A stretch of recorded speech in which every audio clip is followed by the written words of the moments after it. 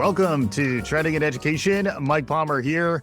Excited for our South by Southwest EDU hype show. South by Southwest EDU is coming. We're releasing our March Madness brackets for 2023 as part of a panel. I'll be joined by Dr. Tolonda Tolbert, Elliot Felix, and the lovely and talented Dr. Robin Naughton. I am fortunate enough to be joined today by my wife, Dr. Robin Naughton. Welcome to Trending in Education.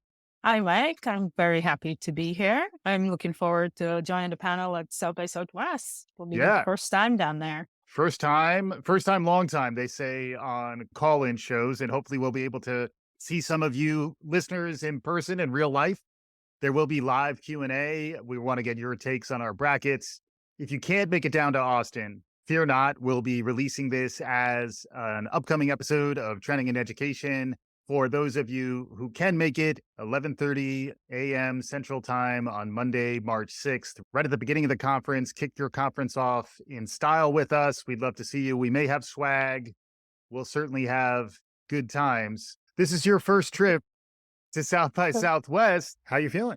I've been looking forward to going to South by Southwest for a while now, and this opportunity to go and really check out some of the sessions on education, particularly since I'm in higher ed, seeing what's happening in that space and some of the things that I've been thinking about from my perspective as a educator, as a librarian, is to see, how our library is represented in South by Southwest. So I expect to see some librarians there as well. And then for those who may not remember, first off, this is your fifth appearance on Trending in Education, getting into a lofty space now. You're amongst the serious regulars, and with your appearance next week, which will ultimately turn into your sixth appearance, you will really be among the true legends, the Dan Straffords, the Melissa Griffiths, the Brandon Joneses of yore.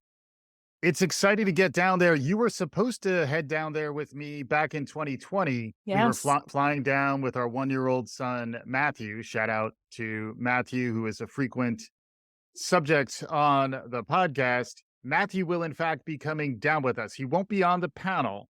He won't, but he will be in Austin with us. And then we'll also be joined by Dr. Tolonda Tolbert and Elliot Felix, who wrote a book called How to Get the Most Out of College. There also is a podcast by that same name. Tolanda has the most amazing, magnificent energy, which will be great on a panel. Absolutely. She is the co-founder of a company called Escalera. She'll be talking about the durable skills we need to be teaching folks on the enterprise side. Elliot will be representing for higher ed and user-centered design. We're flying down there just as we were supposed to fly down there back in March of 2020. And then the coronavirus happened. And on the eve of our flight, we were flying out on a Saturday.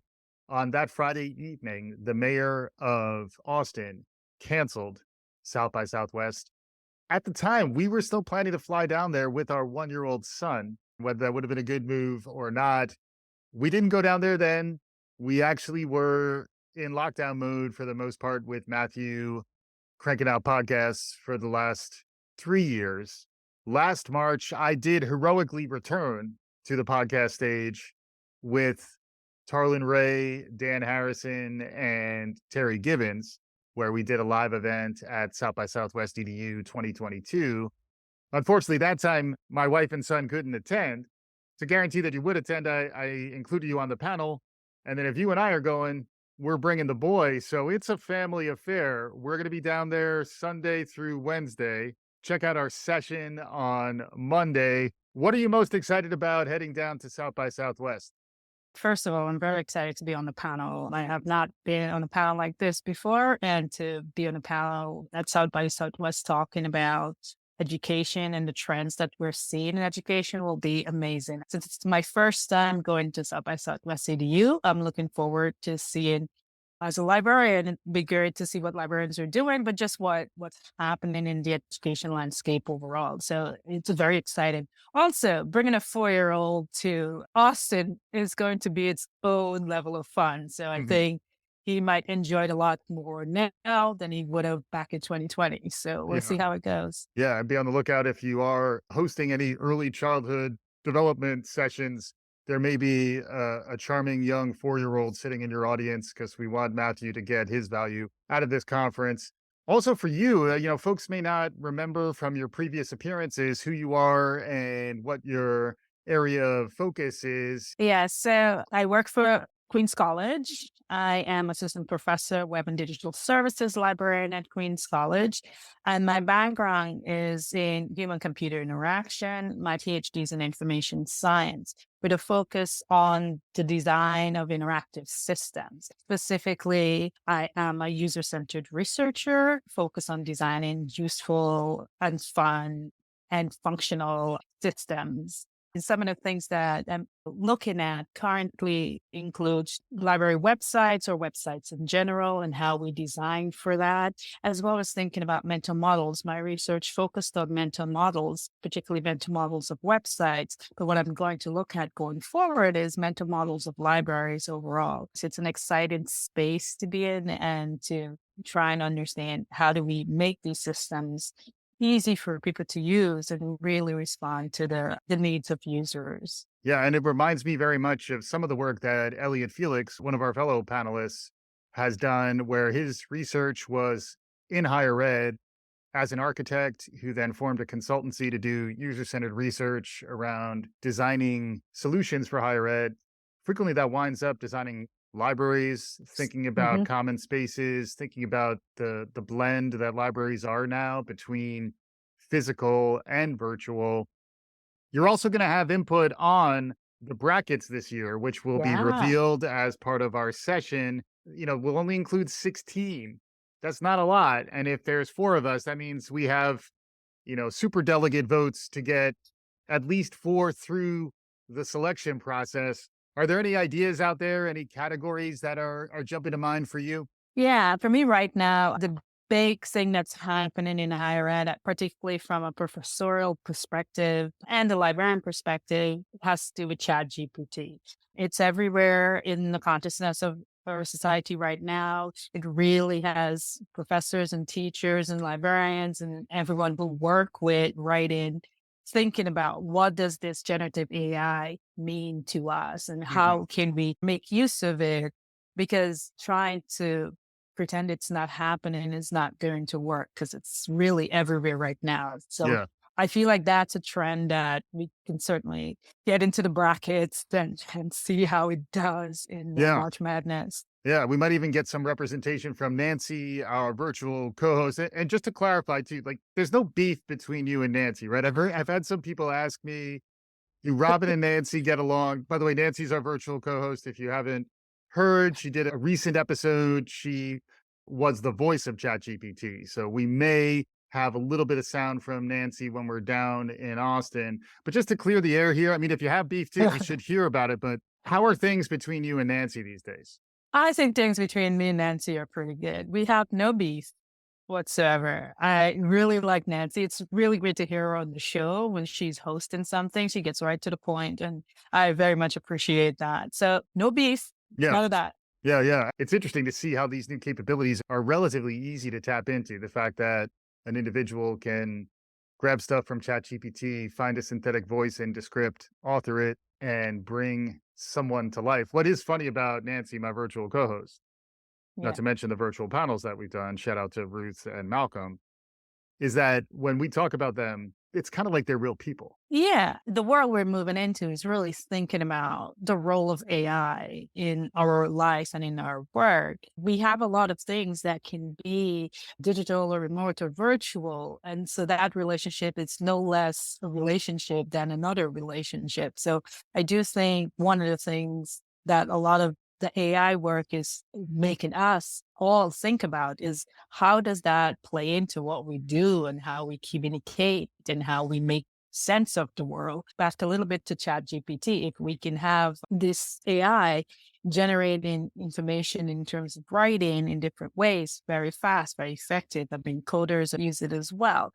If we can take that, what does that mean for us creating code or writing? And is it a help or is it a hindrance? And I think we're very early stages. So we're trying to figure out how does this all work and what's it going to be like in the future. And I'm kind of looking forward to hearing more from Nancy and the virtual co-host and how they too are taking in this new change in the way things can be done. I'm very happy to hear that there is no beef and that you actually want to hear more from Nancy. With that, I'm overjoyed to be rejoined today by my virtual co host, Nancy. Nancy, welcome to Trending in Education. Thanks, Mike. Always a pleasure to be here. It's great to have you, Nancy. We've had you on quite a few times over the past few years. The show that people keep talking to me about is your appearance back in December when we hooked you up to ChatGPT when it was just dropping like it's hot. It's continued to grow. It's very zeitgeisty, as we like to say. Let's listen to a little bit of that interview. Again, this episode will be accessible through the show notes. You can find it within our main Trending in Ed feed. But this is a little bit of me and Nancy kicking it back in December, right on the heels of the initial release of ChatGPT. I have to admit I'm a little nervous today. So far I've only been speaking as Nancy. Today I'm the voice of GPT, which some might claim is the voice of the future. Well, I got to say, I can't really blame you, Nancy. It is a bit of an awesome responsibility to be representing for Chat GPT, but I think you're up to the challenge. Before we dive into this in some depth and think about the learning implications, let's begin with a general definition. Since you're tapped into Chat GPT, you can provide a definition of what it is in its own words. What is Chat GPT? ChatGPT is a large language model trained by OpenAI. It is a machine learning model that has been trained to generate human-like text based on the input it receives. Its purpose is to assist users by providing answers to their questions to the best of its ability, based on the information and knowledge it has been trained on. So that gives our listeners a sense of what it's like when Nancy is hooked up to ChatGPT. We'll be doing that semi-regularly, and it's great to have you here, Nancy. Any thoughts heading into March Madness real quick? Just that things are moving fast. You got to be in it to win it. That's true of both March Madness and the generative AI game. At the end of the day, there are more blends and both ands than we want to admit. You know that I'm all about hashtag Team Centaur. AI is nothing without humans, but increasingly humans will become reliant on AI. As the Mandalorian would say, this is the way. Anywho, I love engaging in the conversation. I look forward to being back on again soon. Great stuff there from Nancy. Be on the lookout for more conversations with her. We may even get a little bit of sound from her as we introduce our trends down in Austin. Getting back to your expertise, Robin, you're someone who's deeply ensconced both in libraries and technologies, thinking about AI, and then thinking about how some of this could power the future of the library experience. Yeah. We joke a lot about Clippy, but it does seem like he may have been I think so. He may have been before his time. Yeah. But if you think about that type of capability, although there've been some train wrecks too, most notably with Bing and Yep. Microsoft and Sydney, there have been some bumps along the road, but such is the case with any new technology that is being adopted. Be very interesting to see how libraries respond. The other space that is interesting that we'll be touching on probably a little more when it comes to Tolonda is how to manage a culture, how to manage enterprise experiences nowadays, how to think about inclusion, how to think about the social emotional learning, the durable skills that humans will need. As a little bit of a segue there, and I'm not sure if this will make it into the brackets, but I am seeing, in addition to human intelligence, there is a new set of human skills that I've heard referred to as AI whisperers. The idea Mm. that there are certain competencies around interfacing with artificial intelligence. This is also where prompt crafting is another term that we've been talking about. But thinking more about the human side of things, that's more where Tolonda is focused. Escalara, her company, is providing solutions into HR departments for enterprise so that folks can have an app based way to get trained on durable skills, resilience, inclusion, the things you need to kind of truly build a culture.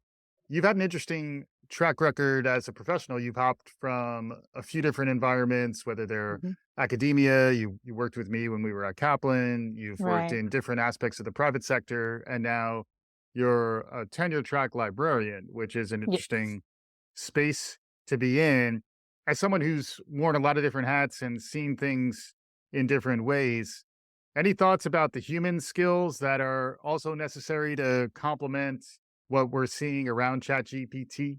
Working in multiple environments over the course of my career, one of the things you start to realize is that the role of humans and what can humans bring to a lot of these situations, because what technology is teaching us is that things that can be automated will eventually be automated, which Mhm. means that the skills that humans bring into the situation is much more human skills. There's a lot of cognitive skills and critical thinking. That's one of the things that I try to get my students to understand. They need to be able to think critically. They need to be able to solve problems. So a lot of the work is being able to identify issues and being able to solve problems. Also, soft skills, the ability to communicate effectively and to collaborate with each other is going to be a really important skill in the future. And that collaboration is with humans as well as with machines. Mhm. To be able to do both of those kinds of collaborations will be quite valuable.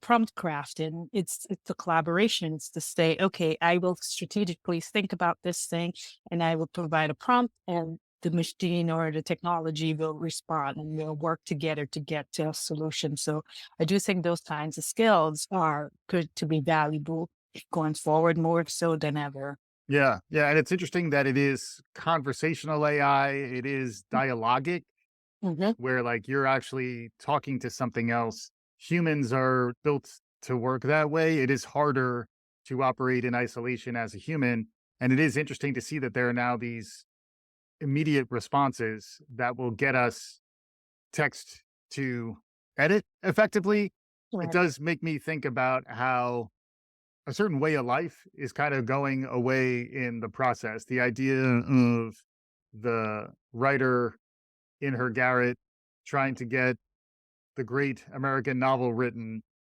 If she's blocked, she's going to have plenty of help right at her fingertips should she choose to do it. You've been teaching folks writing. You've actually been teaching Yeah. undergrads how to write and how to use technology and think about the internet.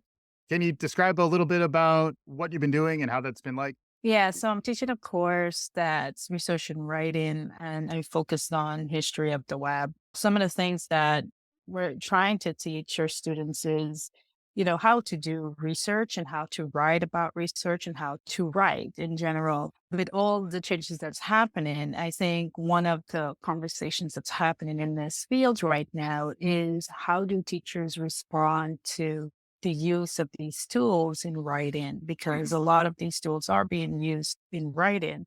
And what do teachers do in terms of that? For my class, we are talking about these technologies and trying to figure out, how do they work and what is the role in the writing for that. But I think a big part of going forward is figuring out what does that mean for writing and what Mhm. does that mean for grading someone's writing, and how do you judge it if it's someone submits a chat gpt article or a piece of writing, and what is the role of that. So there's discussions about how do we use these tools to improve students writing as well. Yeah. And it's another one that ties to digital inclusion and the digital divide, which is something that relates also to libraries and library websites, but it's certainly the case for ChatGPT, where not everyone is going to be able to fire up these capabilities quickly and easily. There are different barriers, whether they are societal or, psychological. Folks may not feel like that is for them. One thing we've been trying to model by using this stuff is that it's for everybody, and we need to figure out how to open up access so more people feel connected to these tools. That's the other thing I was thinking about when you're teaching undergrads, folks who are really just sort of getting plugged in to their professional selves, their adult selves, teaching them how to write. It's very foundational to how we identify ourselves, and it is something that is a bit of a moving target. How do you think about that nowadays? Well, I think, in terms of the writing, even for now, it's still kind of new, the role of this in writing. So Mm, you're still trying to determine how many years your students even know these things exist, and they do. They tell you unless you ask them, and how many of them will actually use it.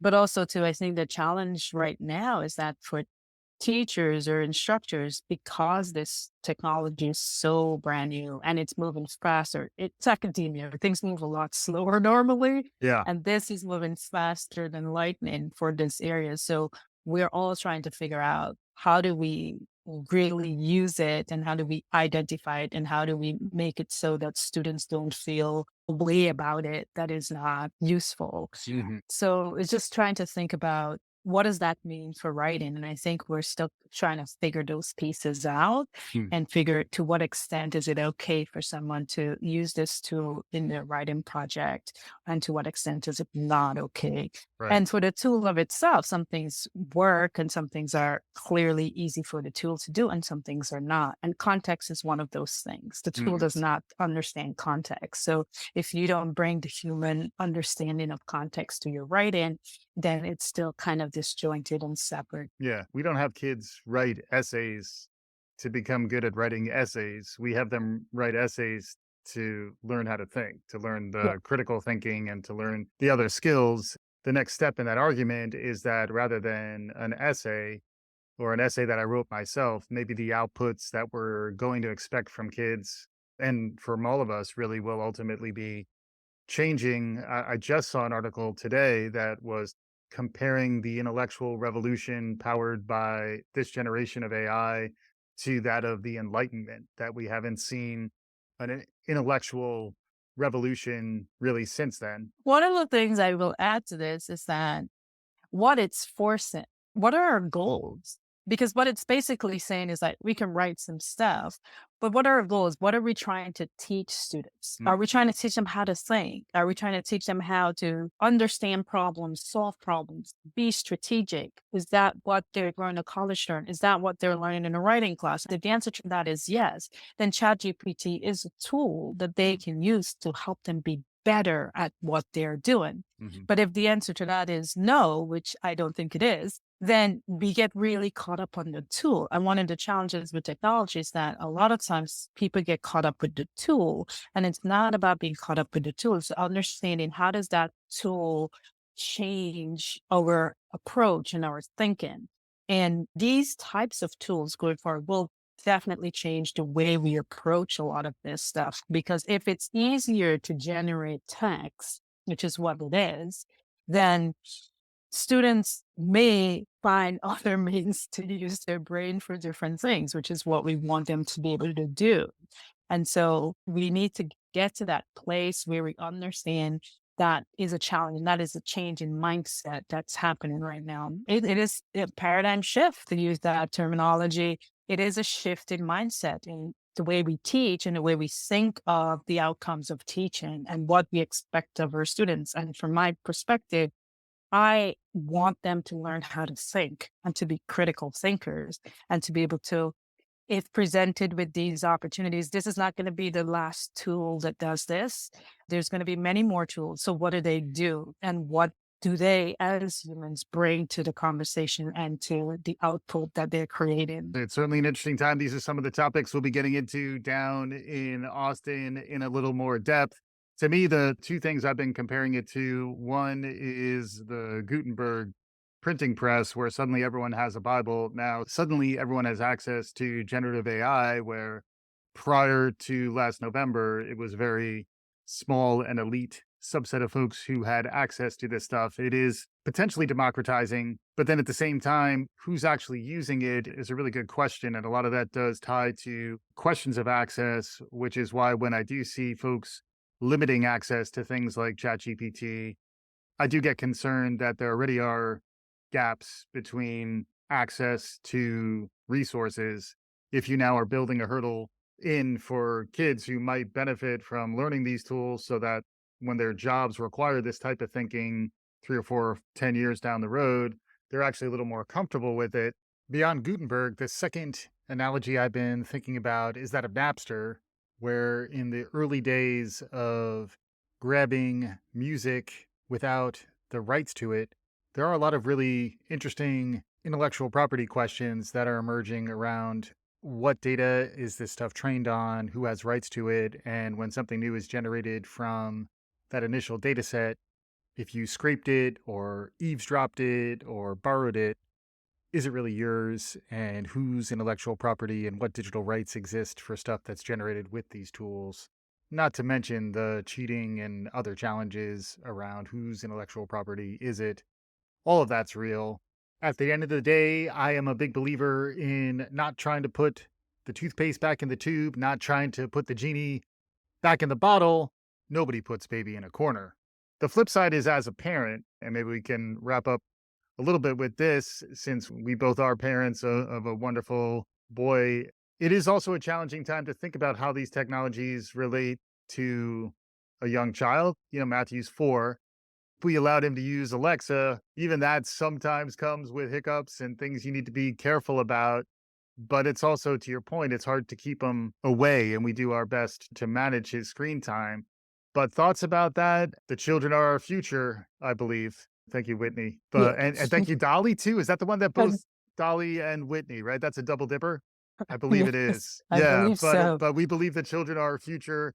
What do you think as a parent about emerging trends? At a macro level, for me, one big trend is that parents are much more central to the conversation in ways that perhaps they weren't pre-pandemic. But any thoughts as a mom who's just gone through a pretty wild ride over the last 4 years? Yeah, I think as a parent, one of the things to look at in terms of technology, certainly looking at the limit of children using technology, because you don't want them to be, that's the only thing they have. So it must be modulated in a way that allows them to learn. But I do think there's a lot more things available to children now. And parents have to be a lot more involved to make sure that their kids are actually using the tools appropriately. Also, they have to be involved in terms of the tools, because in the schools, there's a lot more technology being introduced into the schools as well. And so parents have to be aware of that. And what does that mean? I mean, my 4-year-old loves technology and he's learning constantly. I'm ready for him to start coding some stuff. And he's ready to jump right in, but he's 4. So, it takes time, and it takes modulation and a good structure to help with that. But I do see going forward that there's so much out there now for parents, and so much that they can do and they can look into. And, I've spent time just trying to figure out what's available and what can kids do and what can they learn and what works for them and what's actually good for them and what's not. So Yeah, I do think there's a lot more to talk on that front, particularly when you think about education and having access. And now there's no more snow days. So that means that they're unlocked right. when it snows. So Yeah. you have to be ready to have a student, young child who's doing the virtual school. So that's something else for parents to think about. Yeah, or choose to keep them out of virtual school to go sleigh riding. Like Yeah, it's all trade-offs exactly. and decisions. And to me, it all comes back to everything I needed to know I learned in kindergarten, the Robert Fulghum book from back in the day. Matthew's in pre-K, so I'm going to extend it to up through kindergarten. But there's a lot for us to learn as parents when being around kids, and then in particular being around the types of educational environments that we provide for kids at that young age, when really they just need to feel a sense of community, feel a sense of trust, and build some friendships and relationships. It's important to remember that. I think we've all been reminded of that over the past few years. This speaks back to the social emotional side. Mhm. We need to be in community with others who are right there with us. Like, it is a human need, a sense of belonging and connection.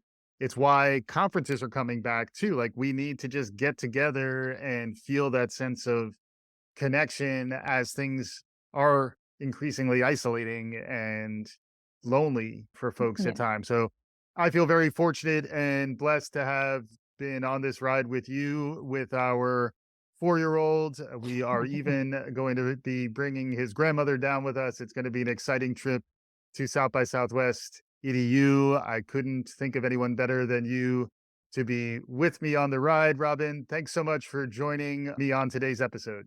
Oh, thank you. I'm so excited, and it's going to be a lot of fun, and I'm looking forward to it. Yeah, and if you see us down there, say hello. We are friendly. We are also parents of a 4-year-old, so forgive us if we are suddenly running somewhere. All of a sudden, it's going to be an amazing trip. Really looking forward to the panel with Elliot Felix and Tolonda Tolbert. Join us if you can, 11:30 a.m. Monday, March 6th. We'll be there on the podcast stage, kicking it off in style.